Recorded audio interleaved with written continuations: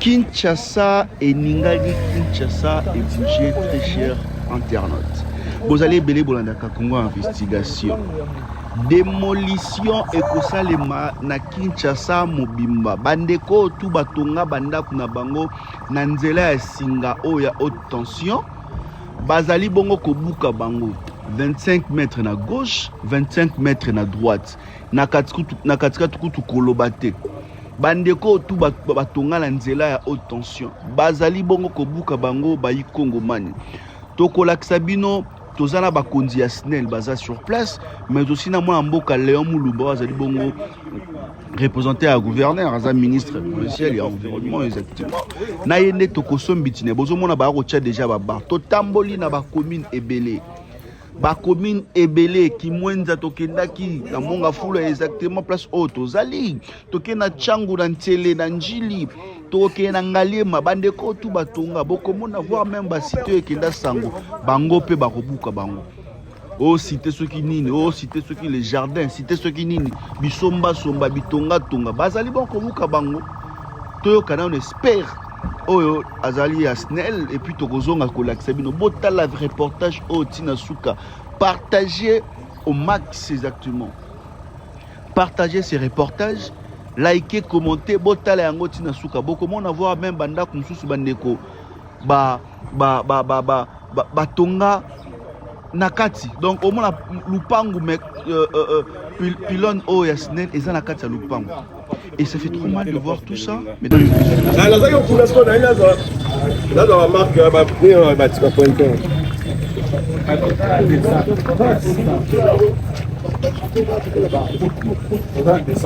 ils sont au continent champ. Déjà, à mettre un champ. Vous voyez quand vous dépassez, après de voir le 30 juin, c'est vieux Gombe. Immeuble là. Il vient de construire, il ne faut pas prendre la câble. Il ne faut pas qu'on fasse des poids des mesures. On doit considérer la situation ici, on doit les traiter de la même manière. Quand on va se là, on doit limiter, il faut traiter de la même manière. Il ne faut pas qu'on vienne débrouiller ici facilement. Non, ça ne marchera pas. Hein? On doit prendre des mesures. On commence, il y a un cas flagrant déjà ici. Etumbaka moto ndenge tovivaki na Matadi Kibale et Matadi Kibale bomaka présenté pour la protection fonctionnelle singeza mais c'est ici toutes ces maisons donc en principe il commence na ba conséquences ya kotonga na nzela ya singa bazozwa bongo ba mesure et tout bakobuka yango nyonso bayi Congo mani na ba commune 24 communes surtout à Kinshasa au tout botonga aux les immeubles ceux qui est 5 niveaux et kokweya panza déjà sango tindela moninga na reportage oyebisi Enoch Binta déjà lobaka et puis autre comme faisabilité à makamena ko lobaka donc 25 mètres à droite de cette limite là partons de l'axe de notre servitude. Oui.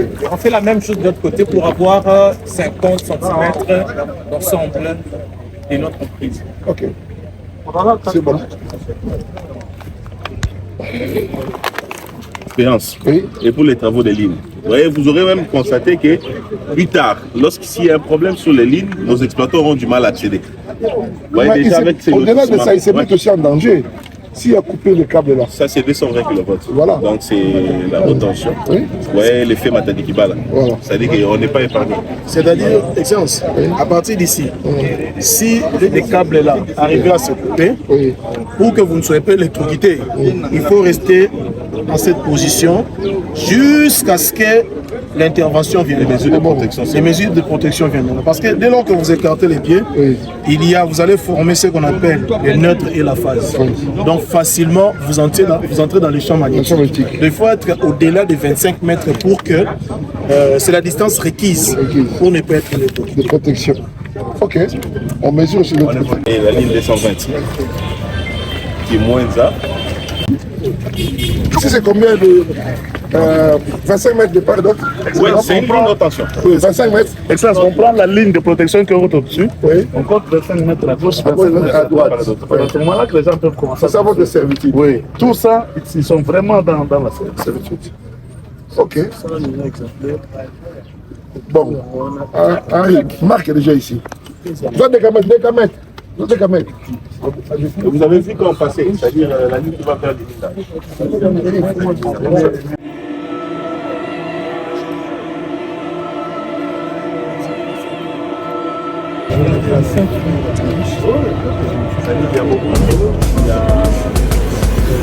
Est-ce qu'on la presse? Hein? La presse.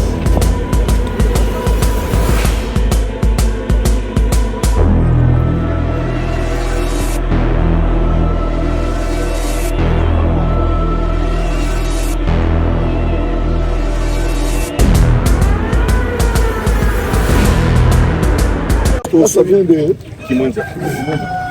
Kimwenza qui va vers Limina, qui va vers un poste, c'est les principales nœuds de transit de l'énergie qui vient d'Inga.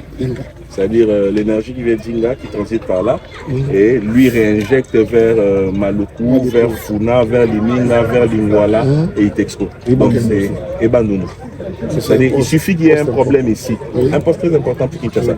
Il suffit qu'il y ait un problème à ce niveau ici pour que les villes de Kinshasa et les Bandundu soient affectées. C'est ça. Ok. C'est noté. Donc, non, surtout, mesdames et messieurs, vous allez bon démoli. Donc, bandako tout bozomona. Dans quelques jours, et vous allez démoli. Baoke na Gombe, baoke de partout. Ngalima wana tout bakota ba DGC nzela singa kamunga malueka tout place on est vous allez démoli. Botala, on avance avec vous mesdames et messieurs.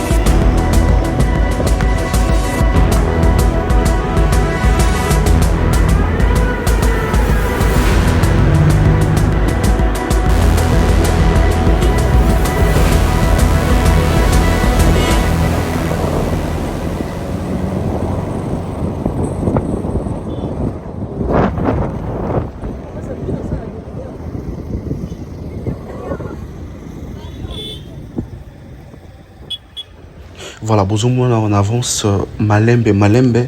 Donc koto tozali awa Mami Beko va trouver dans la serre à courant pour les gens s'exposent au danger. Il y a électrocution. Il y a la servitude parce que chaque ligne comme ça, si on a ligne à Moukéwan, il y a une protection. Ce qui est bêti, Jésus. Et la vie est dans ma belle. Il y a un fil de garde, mais elle va la protection. La ligne reste comme ça sans protection. Et c'est ça le grand danger. Et puis, courir à rendez-vous. Voilà, Boki, courant et Bomaka, courant et Zarakanani de côté. On avance, mesdames et messieurs. Nous allons connecter Tina Suka, Toko Tambola, Nabasité, Beni, Atozano, Namonga Fula, Toko Kene, Nabanji, Likuna, Toko Tambola. Donc, pour le Mabio, on a dit, pour devenir mon bâti. Ok? Bon, on s'en officiel en attendant, il faut voir le Mabio. Ok? On va vous lancer la ligne nationale. Ça m'a bien ma casse pour la vie. Et même pour la santé, bon, on va vous dire. Torozonga, on va démolir. Mais c'est mieux, bon, on a déjà, tant que on a besoin d'antivol, on a besoin de porte, pour que les côtés, et ça y est, que beaucoup de femmes. On l'a dit? Pourquoi on va ça? C'est la photo. Ça. Vous avez le numéro de Haïti. Vous avez le contact de Haïti. Vous n'avez pas d'Haïti. Ok? Merci beaucoup. Vous avez à disposition. On te dit mon gâté. À tout moment, on te dit à tout moment. Ok? Merci, bonne discussion. Il faut voir ça, il faut montrer. Hein. Il faut prendre l'image là.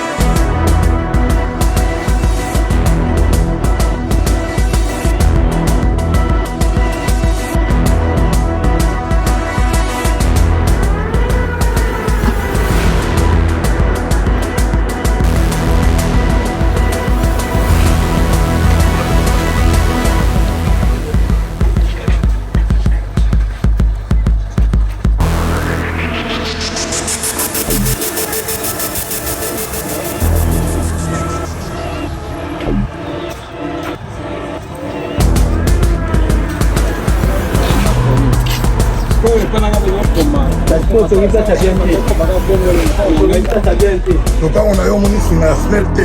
Tore katanya oziki donc ba. Même ndakwana. Ba rouge on a pas yango déjà. On demande à le prendre biso to battre ndenge. Pour ça que c'est pas bien. Et là on peut pas faire un bon. Après ça on va faire un peu. Ya. On va faire un maele. Quand est-ce le mot ça C'est la teke la kio.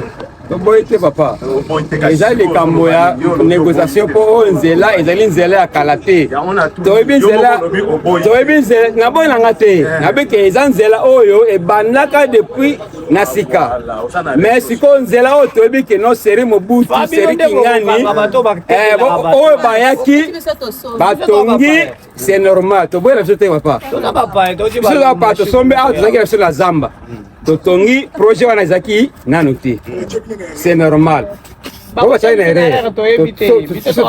Ndeko tango sombaki est-ce que talaki plan cadastral esika o ezaki pété okutaki singa totikali komona ata ke pancarte ya cadastre ezali apo tosomba ezalaki nango pété okutaki singa ezalaki singa mais toboyi singa yango ezali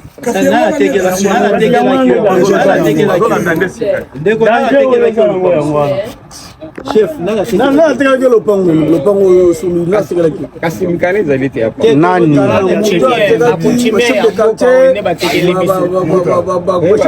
bazo expliquer ça simple. Tokoki kovanda na biso botvandi na bino eloko ezoleka likolo oyo eza singa soki ekwei tension eza na kati wana etikaka motu na bomoi te loi ezali biso tolobi torespecte mibeko ya mboka bakobuka ya lopango pamba te mibeko elobi soki omoni pilone boye singa wa moke ya likolo file de garde wana okonte 25 mètres nde babandi koteka donc ndenge ososomi boye oza na terrain ya protection ya lile ozo comprendre donc eloko bazoloba ya mabe yango wana po singa ekoboma yo na place osombi loi epekisi soki oviole mibeko bakozongisa na kozongisa na nzela tomoni place ezokende tenez compte 25 il faut aller à 25 mètres. Monsieur, à l'axe. Viens ici. Fais ça. Wapiamo. Yakananga na aksa. Fais ça. Voilà.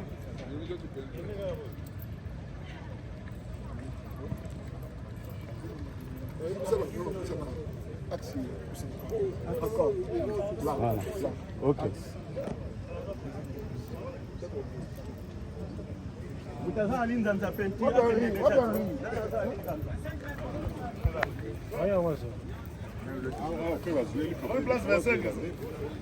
Non, il faut prendre les fils de garde. Wapi Moutapenti. Là, il est également. Légalement. Ta peinture azote. C'est là 25 mètres. Attends, la toilette. Et là également.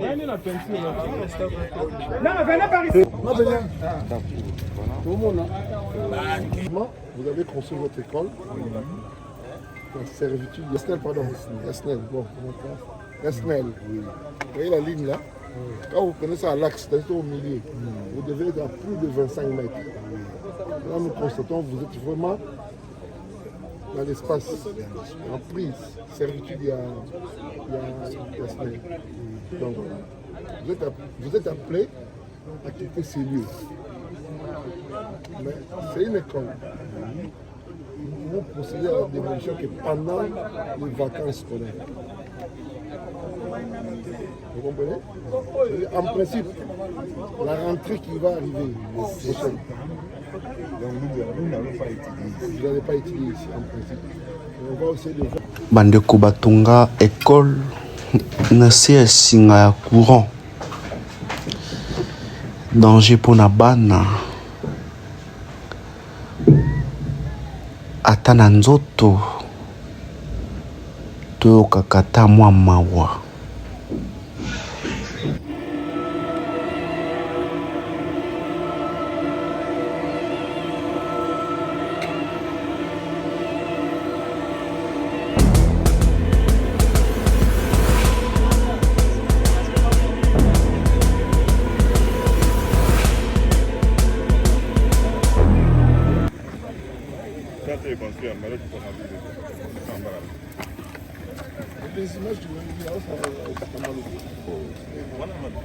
Additionnel ici, oui.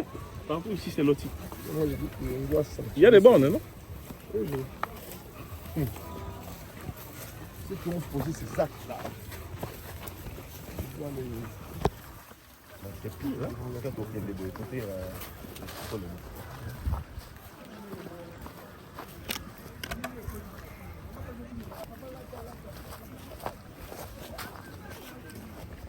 Je ne sais pas comment c'est.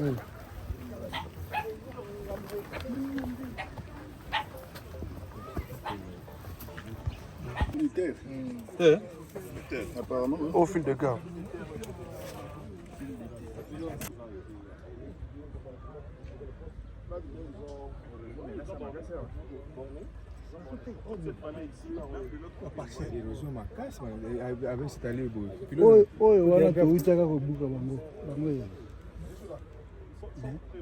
C'est drôle,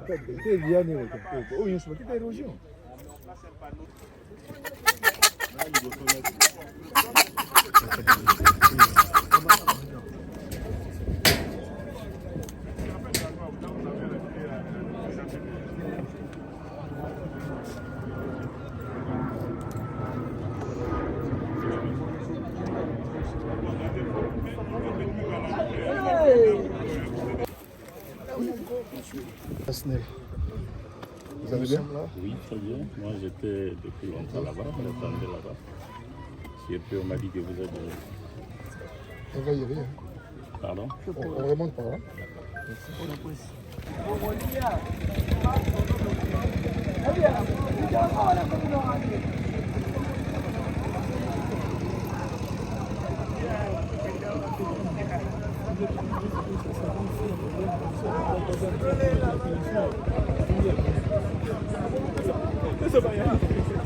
Mboko pendant qu'il faisait bonga to obeba ko biso na bana suna babalaba to se retrouver to na sika mso okende te ka mso to ke wapi na bana na ba papa ba fazer toza ba fazer boy na balabala to suka ndeni To ça. Toza na monga fula to na monga fula to na monga fula so ki fazer biso na bana ba to causer biso mboka ngo to bonga to beba bafaza ebele na balabala mboka ngo kobonga ndenge nini ebele ya balabala oyo mboka ngo kobonga ndenge nini totonga depuis kala eza lelo te mboka ngo kobonga ndenge nini boye bapare ebele na balabala na bana mais balobi ke bosomba nde place ya mabe place mabe na ndenge nini bongo mutu oyo ateka ndefe bakanga mutu oyo ateka mutu wana ayebi ke place oza madate kipo na nini tomona mpe gombe ezali ala mpe bona boye mutu oyo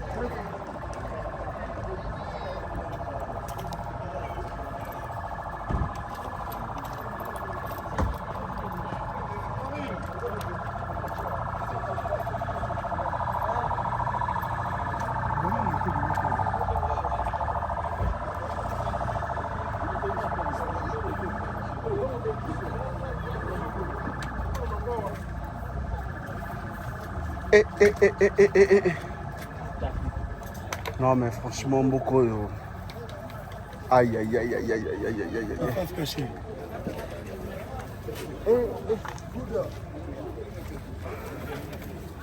Ça c'est être méchant. Ça est comme une méchanceté en fait.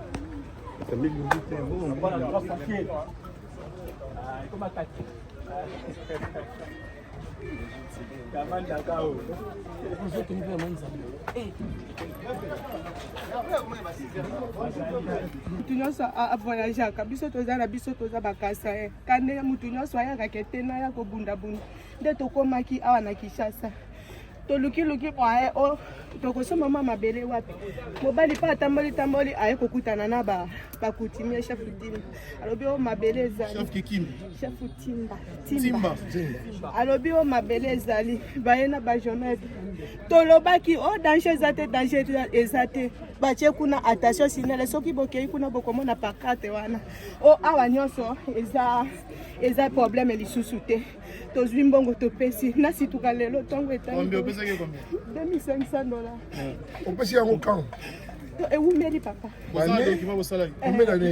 déjà twaza yango mokanda apesaka ezali oyo esusu mokanda wana mobali nanga aza te abima aza te tokozonga ata nsima alobi mpo tozwa mokanda wana ok tozwa mokanda wana mpo tomettre ye devant ses responsabilités ok chef coutumier aza likolo ya mibeko te chef coutumier bako poursuivre lokwa bako poursuivre nga ndenge bako poursuivre yo ndenge bako poursuivre mpo bandeko bajournaliste olandi donc biso tozwa mokanda wana mpo toka koidentifie ye mpo totia ye devant justice asamba ok et puis le cas échéant azongisela bato ya escroquer parce que eza escroquerie donc soit apaiser soki otie maboko na ye akozongisela mosolo na yo olandi afandi wapi oyebi esika avandi nayebi teka bato na ye wana bageometre wana mais boza na mokanda na ye asinaki ye moko ti eza na mokanda na mokanda oyo géometre après là il peut nous renseigner sur le chef. Non, il n'est plus chef. mais c'est encore plus facile c'est encore mieux L'infraction s'est cristallisée au moment des faits. Au moment où il a posé acte, il a commis la attention dans nalobi boye biso mpe soto bapapier na bagéometre oyo bayaki koborne soki oza na banuméro ya telefone mpe so baélément soki oza nango na bato baki koborne bango mpe totya bango maboko olandi tika kolela me botonga susu te poso otongi na mai tokoka kobuka merci Tolo soki ezwi courant mais ça va pas. po tokuti na lopango moko oyo délivraki titre moko là où il fallait pas opesaki mokanda moko tokotia o devant baresponsabilité nao oyebi ke loi échangé la loi a changé sikoyo nini comment dirais-je responsabilité na yo personnel eza engagé na baacte ozopose loi akalelaki ozopose na compte ya l'état mais sikoyo loi échangé oyo ozopose baacte yebake ozopose ngo na compte na yo na bana na yo na mwasi na yo donc bakozwa yo mpenza batio maboko so tokomoni kaka document moko awa ezalaki délivré là où il fallait pas yebaki papa odindi. Merci, message capitaine. Le chef a remis depuis on est.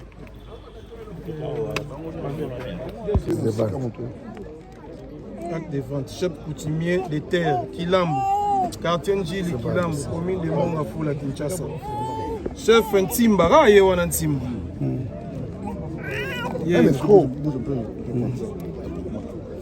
Pardon, excellence. Presque pas Zongo. Bon, tout le monde a la compte après.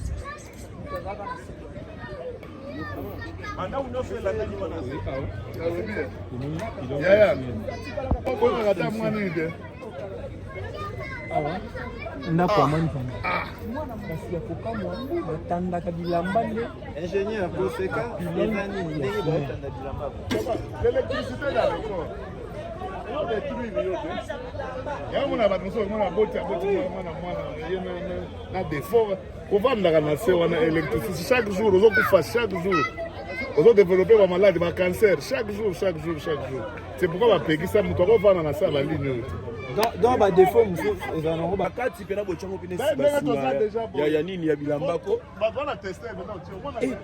oui champ magnétique neti pembeni boso kotie tester bofe pele champ magnétique ya makasi chef kutinyo sitandi elamba te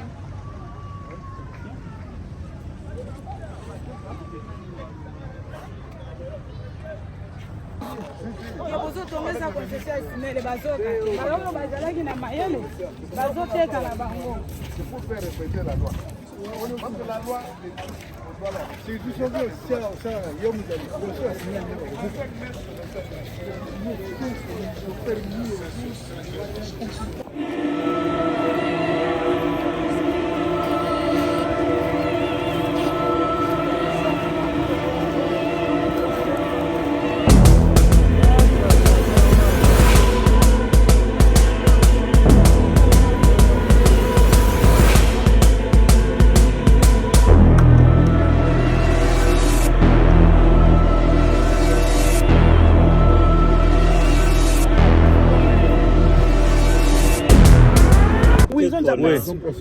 Permettez, la difficulté qu'on a, quand on identifie, on indemnise, on n'associe pas l'autorité locale.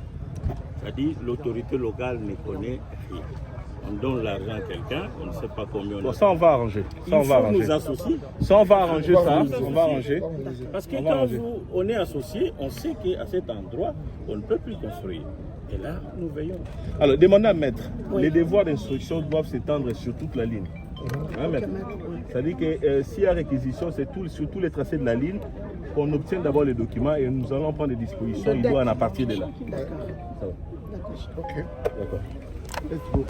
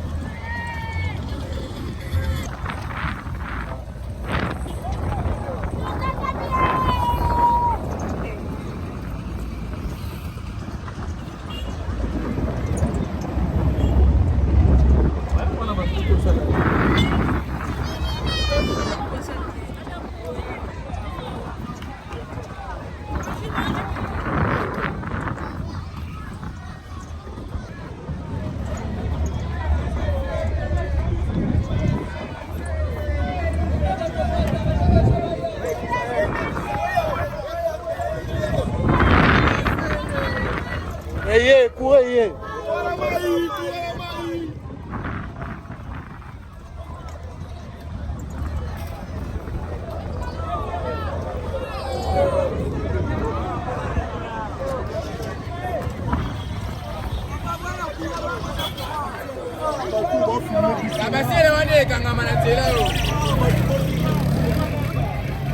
Voilà, bazobélela viki babombaniki basnel vraiment baza na poso ya courant. Congolais faut profiter toujours de l'occasion et tout, donc il n'y a pas le choix. Continue, mesdames et messieurs, de venir prendre la parole. On a voulu d'avant que la liquidation. Oh, Blanc Espoir. Comment? Passe tout dans le bas. Courant.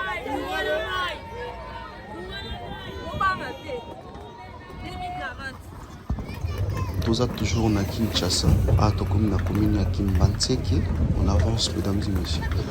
Tambolaki en tout cas na ba commune ebele, prière de regarder ces reportages jusqu'à la fin. On avance petit à petit, tokokende na ba cité oyo ekenda sango. Bazobuka pe ba cité wana. Tala reportage tina suka.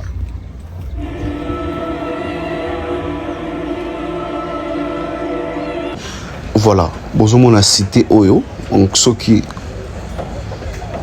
on a Kinshasa ils a passeport que ba cité jardin te cité oyo batonga yango na kati bozomona déplacer ça donc ba singe kota na kati cité na bango alors ba kozwa 25 mètres de gauche 25 mètres na droite donc ngambo banda ko ezali bakobuka ngambo bacha clôture na bango pe bakobuka bokomona comment est-ce que bakobanda kocha ba signe wana baocha ya foi wana et tout hein bakochango pour que babuka Enoch Binta donc bota la cité yango bakonzi ya SNEL bazawa ministre Léon Mulumba pazali awa baye bon kotala bozala connecté na kolakisa bino comment bakocha ba signe bazo bukango cité o bazo bukandam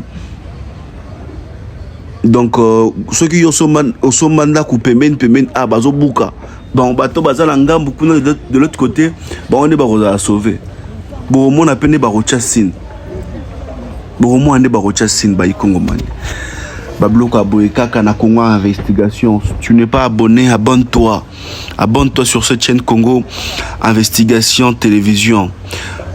Allez aussi vous inscrire na bateau toko comme ça ba membre ya Congo Investigation. Il y a le lien qui est là. Cliquez seulement vous allez inscrit parmi ba membres ya Congo Investigation Télévision pour ne rien rater, très cher internaute. On avance avec vous, mesdames et messieurs.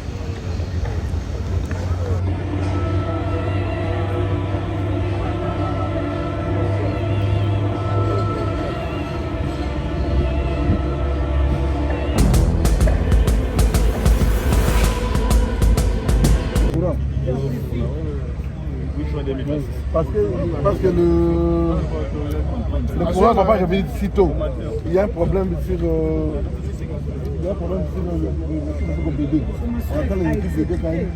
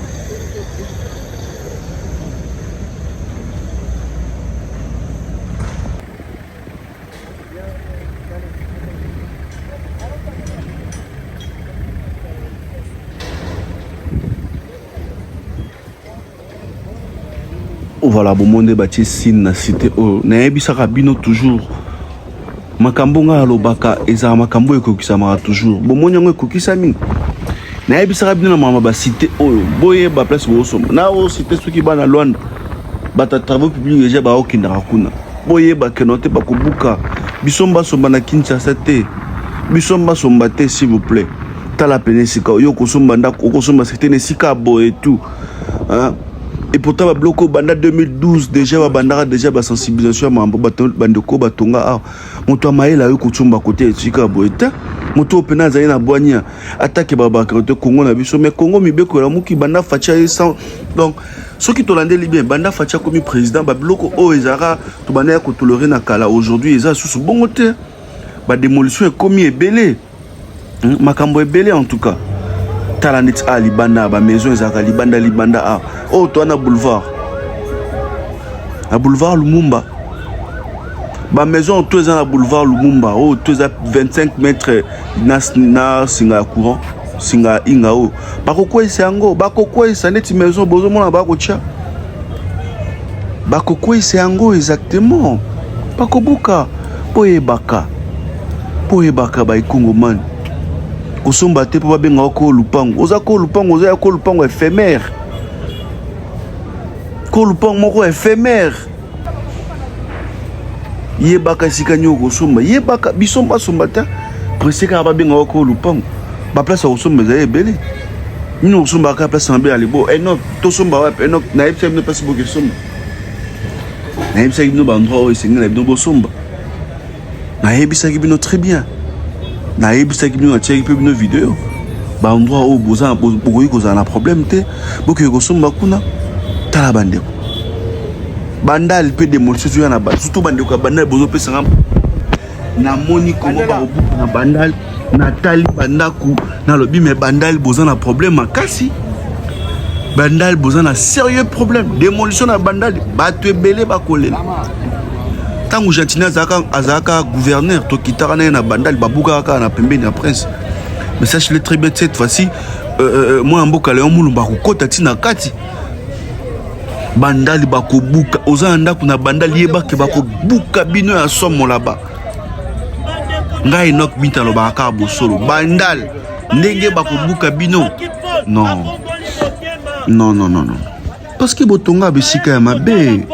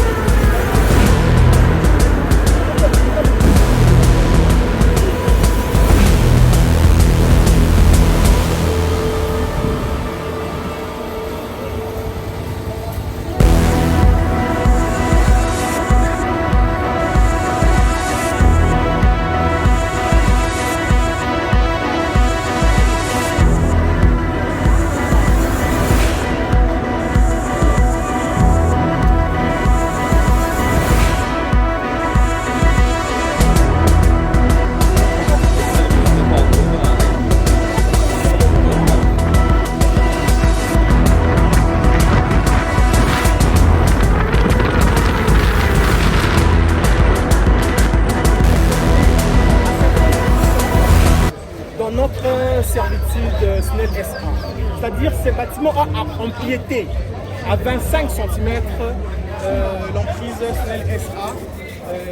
Cela veut dire qu'une partie de son bâtiment est implantée dans une zone non édifiée.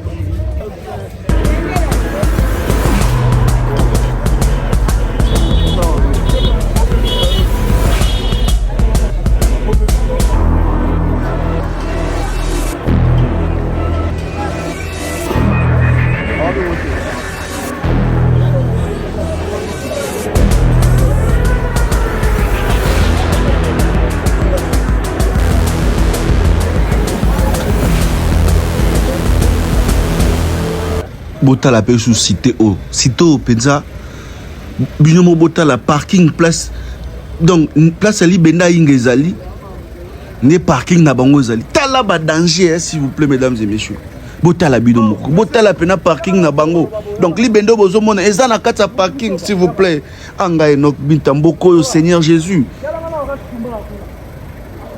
botala binomo cité o bazo buka yango 25 de gauche 25 de droite et kokende on va interviewer le ministre. Tout le ministre va question.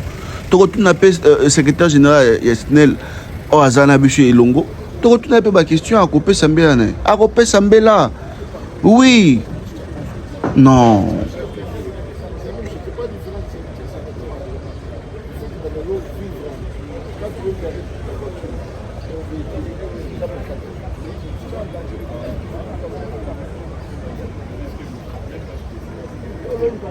Oui, effectuer l'itinérance de ce jour avec la SNEL, représentée par son secrétaire général, pour la ville de Kinshasa. Le constat est clair que l'autorité de l'État souffrait du respect des règles, surtout en matière d'environnement. Qu'est-ce qu'on peut retenir de cette tournée par rapport à vous? Bon, merci beaucoup, M. Georges, pour votre question. Je pense que l'essentiel du message a été dit par le secrétaire général. Il a évoqué le texte des lois qui punit, qui sanctionne les gens qui empiètent sur les servitudes réservées à la SNEL, parce qu'il s'agit de la SNEL cette fois-ci. La fois passée, vous nous avez vu sur le terrain, c'était pour le compte de l'ONATRA, qui demandait aussi le respect de ces servitudes, de ces emprises, et l'opération en cours. Là maintenant, la ville a été sollicitée il y a quelques jours déjà, c'est pas aujourd'hui, ni hier, il y a déjà quelques jours, quelques mois, je peux dire, pour pouvoir poser des actes afin de libérer ces emprises, ces servitudes qui ont été empiétées.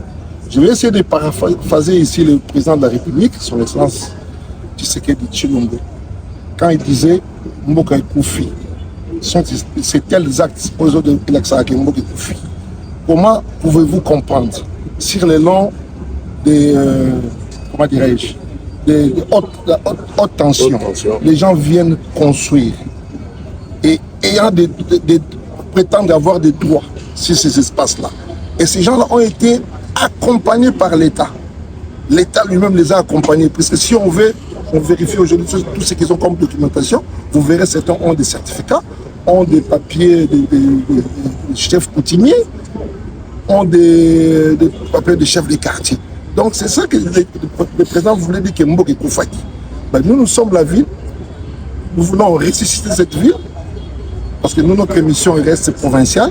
Nous voulons d'abord commencer par ressusciter notre ville en punissant non seulement les gens qui ont construit ici, et surtout les gens qui ont délivré. Parce que ce serait trop facile qu'on vienne aujourd'hui démolir chez quelqu'un qui a mis son argent, qui a été accompagné par les autorités soi-disant compétentes, qui les a accompagnés, qu'on vient démolir en laissant l'autre là en fonction, continuer à poser les mêmes actes.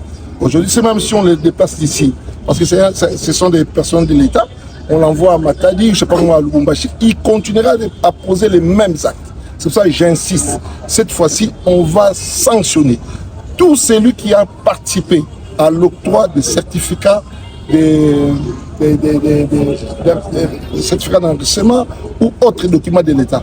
On va s'en prendre non seulement à eux, et aussi aux gens qui ont collaboré pour que ce genre de situation soit vécu dans notre ville. Et pour les édifices déjà construits, par exemple, comme ici? Bon, la loi est claire. Je pense que quand ils ont construit, ils étaient accompagnés par des architectes, des ingénieurs. Ils sont censés connaître la loi. Un architecte, il n'apprend pas seulement comment faire un plan ou faire un croquis. Il apprend aussi le respect des servitudes des emprises. Donc, ils ont fait ça sciemment. Ils sont complices.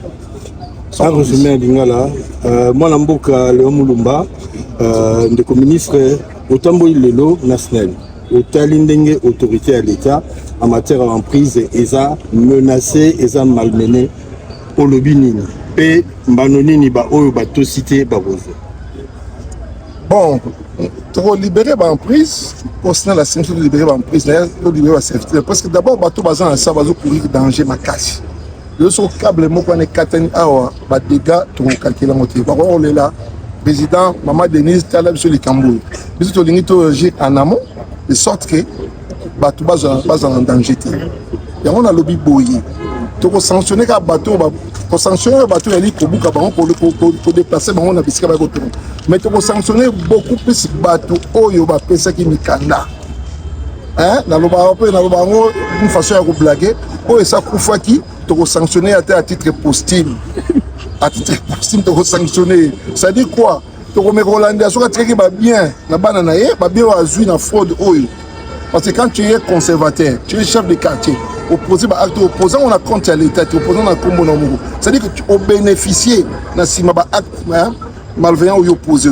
Il y a besoin de Rolandela ti na ko senga to landela ti ba héritier na yesu ka tikile bango biloko ya on a benga ngo à titre posthume.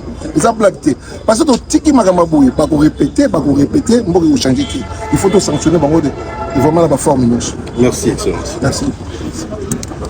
Merci monsieur le journaliste. Notre itinérance s'inscrit dans notre vaste campagne de sensibilisation sur la notion des aires protégées. Vous le savez, la SNEL, autant que certaines entités publiques de l'État, est bénéficiaire d'un certain nombre de garanties qui lui accordent des privilèges par rapport à ce que nous appelons les aires protégées, qui sont des servitudes consenties pour elles dans le cadre de l'exploitation des différentes lignes de transport. Nous avons commencé cette itinérance au niveau du poste 220 kV de Kimwenza. Les postes de Kimwenza, pour la plupart qui l'ignorent, c'est l'un des nœuds essentiels des transits de l'énergie électrique produite dans la partie ouest de la République démocratique du Congo et qui est réinjectée par la suite pour l'alimentation des villes de Kinshasa et de Maluku en passant par les postes de Funa, Maluku, Kimbateke, Makala et Liminga. Et on a remarqué sur le terrain que les espaces réservés aux lignes et même à la station, au poste, est envahi par des particuliers. On a comme l'impression que la SNEL se réveille en retard et pendant que la vie des paisibles citoyens se trouve en danger aujourd'hui. Pas du tout, parce que nous avons commencé cette campagne il y a peu et je crois que nous saluons d'ailleurs pour l'occasion la présence avec nous de l'autorité de la ville qui représente l'hôtel des villes que nous avons sollicité pour nous prêter main forte, puisque au-delà de l'aspect sensibilisation, il s'agit aussi du respect de la nouvelle réglementation sur les servitudes. Pour la plupart qui l'ignorent, nous l'avons dit qu'il y a depuis le 8 juin dernier un nouvel arrêté interministériel portant réglementation des servitudes qui fait sien les dispositions antérieurement prises par l'arrêté de 93. Donc il y a l'aspect réglementation, l'aspect respect des dispositions prises par les autorités de la République. C'est pourquoi vous voyez la présence avec nous de l'autorité ministérielle provinciale que nous avons sollicité pour constater ensemble les différents cas d'abus et les différentes violations de l'arrêté interministériel. Qu'attendez-vous justement du gouvernement provincial et quels sont les objectifs de la SNEL après cette tournée? Oui, la SNEL est un opérateur public d'électricité. C'est-à-dire c'est l'intérêt général qui prime avant tout. Nous sommes opérateurs publics, nous avons nous les soucis non seulement de desservir la population par les efforts consentis par les directeurs généraux, les professeurs, docteurs, ingénieurs Teddy Luamba, mais aussi pour veiller à la sécurité de ces consommateurs. Les sécuriser voudrait de notre part leur garantir des dispositions de prévention face à des risques éventuels qui pourraient résulter de l'écoulement des pylônes et surtout des lignes électriques, comme nous sommes en train de le voir, de constater que certaines entités ont construit sous les lignes de manière quasi évidente. Et pour la plupart qui ont d'ailleurs encerclé et pris les lignes en otage. Un petit résumé à Lingala, le secrétaire général au Tamboli Lelo, na mwana mboka le mulumba ministre provincial na biso, to uti Kimwenza, to na awa na sele, to Tamboli bisike belé, to moni que basinga SNEL, biloko SNEL les a envahis tina liso ya kotambola lelo ya mosala lelo ezalaki nini et puis bozozela nini na gouvernement provincial. Mokonzi ya SNEL professeur Teddy Luamba Muba asili kopesa biso pouvoir ya kokita esika oyo po ete tokonstate tosilaki kobiangama epai ya bacollaborateur oyo bazali na niveau ya poste ya Kimwenza po kodénonce baka ya spoliation ya aire protégée, c'est-à-dire emprise nyonso tu oyo ya SNEL ezwami nzinga na poste ya Kimwenza pe lokola oyo nyonso ezwami na se ya basinga oyo tobengi ligne ya haute tension. Et pour que tosila kosala mosala na ndenge esengemi yango wana tosengaki lisungi ya ministre provincial oyo atali misala mpe banzela po ete asila kotia biso maboko. Likambo toza kosenga ezali sensibilisation, tozali kotire attention ya baike sur risque oyo ezali se présenter le fait ya kotikala na se ya basinga oyo ya SNEL, mais en même temps na kosengama epai ya mokonzi ya ville oyo aza représenta wa tozali koconstate baka ya baabus ya bandeko oyo batongi na kati epuis na se ya baligne électrique. Yango wana biso SNEL en tant qu'opérateur tozali koporter situation wana devant bakonzi oyo ya ville bango bazali na makasi ya koyeba kokata likambo oyo pe ya kozongisa moko na nzela. Merci. Merci. Voilà, très cher internaute, Bomoni Kouman, ministre à lobby, secrétaire général à SNEL P à lobby, donc AAP Bazobuka.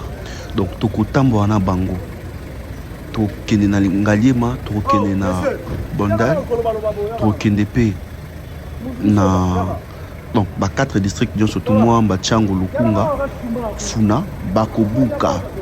Surtout Kotama campagne wana pendanze kota basinga na haute tension na zo que la banda ko ezanzinga mawa. Voilà, ezaki bongo Enoch Binta votre journaliste d'investigation boza la connecter na courant investigation Nicolas Koya to kitana ba encore ba descente beaucoup mona comment mosala et continuer ko salema restez toujours connecté dans cette chaîne courant investigation et abonnez-vous massivement pour ne rien rater avec votre journaliste d'investigation Enoch Binta. Maman Enoch Binta, vous allez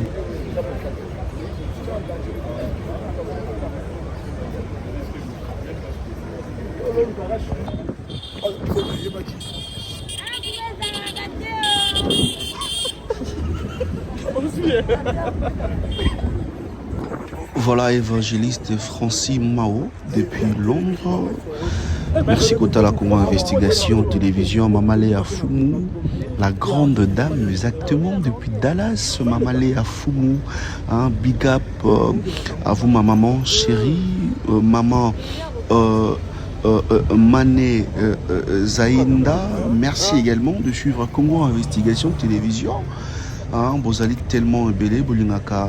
Enoch Binta, votre journaliste d'investigation. Merci de vous abonner également massivement. Abonnez-vous massivement pour ne rien rater. C'était Enoch Binta.